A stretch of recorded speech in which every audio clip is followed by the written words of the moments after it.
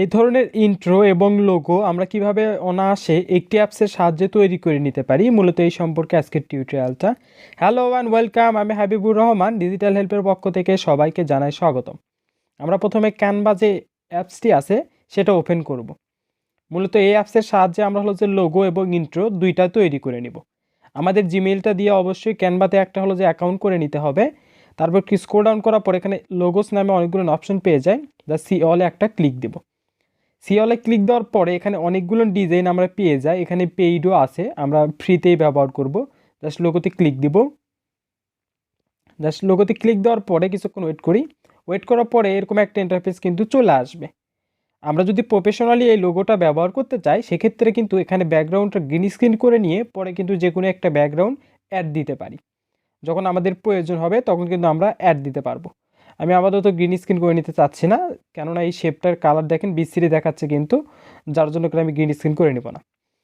Just এখানে আমরা word লিখি, সেকেন্ড ওয়ার্ডটা লিখবো এখানে, আর উপরেরটাতে লিখবো ফার্স্ট ওয়ার্ড যেটি হবে আমাদের লোগোর সেইটা।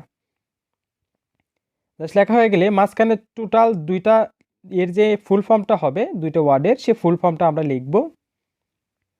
জাস্ট লেখার পরে আমাদের কাজটা কিন্তু মোটামুটি কমপ্লিট। এখন আমরা শেপের কালারটা কিন্তু এখান থেকে চেঞ্জ করে নিতে পারি। যদি আপনি মনে করেন যে এই কালারটা আমরা রাখতে চাচ্ছি না, সেক্ষেত্রে কিন্তু আমরা এখান থেকে যে কোনো কালার নিতে পারি। এবং জাস্ট এভাবে কিন্তু আমরা একটা সেভ দিলে এটা আমাদের লোগো হিসেবে সেভ হয়ে যাবে। আর আমরা যদি এটা ইন্ট্রো হিসেবে দিতে চাই, অর্থাৎ আমরা যদি এখন একটা ইন্ট্রো তৈরি করে নিতে চাই, সেক্ষেত্রে আমাদেরকে জাস্ট অল্প কিছু করতে হবে, সেটা অবশ্যই আমি আপনাদেরকে দেখাবো। এটি ফাঁকে আপনি আমার ইউটিউব চ্যানেলে যদি নতুন হয়ে থাকেন, তাহলে অবশ্যই আমার ইউটিউব চ্যানেলটি সাবস্ক্রাইব করবেন, পাশে থাকা বেল আইকন বাজিয়ে আমার সাথেই থাকবেন নতুন আপডেটের জন্য করে। জাস্ট এই শেপটার জন্য করে আমাদের লোগোটা কিন্তু বিশ্রী লাগতেছে বা একটু খাপখেয়ালি হয়ে গেছে, যার জন্য করে আমরা একটু সাদা কালারটা করে নিই। জাস্ট হয়ে যাওয়ার পরে আমরা জাস্ট একটু স্ক্রল ডাউন করে, এই যে এখানে স্ক্রল ডাউন করার পরে এই যে অপশনটা দেখতেছেন, জাস্ট এখানে একটা আমরা ক্লিক দেবো, অর্থাৎ অ্যানিমেশনে একটা ক্লিক দিব। দেওয়ার পর এখান থেকে অনেকগুলো অ্যানিমেশন কিন্তু আমরা পেয়ে যাব ফ্রিতে।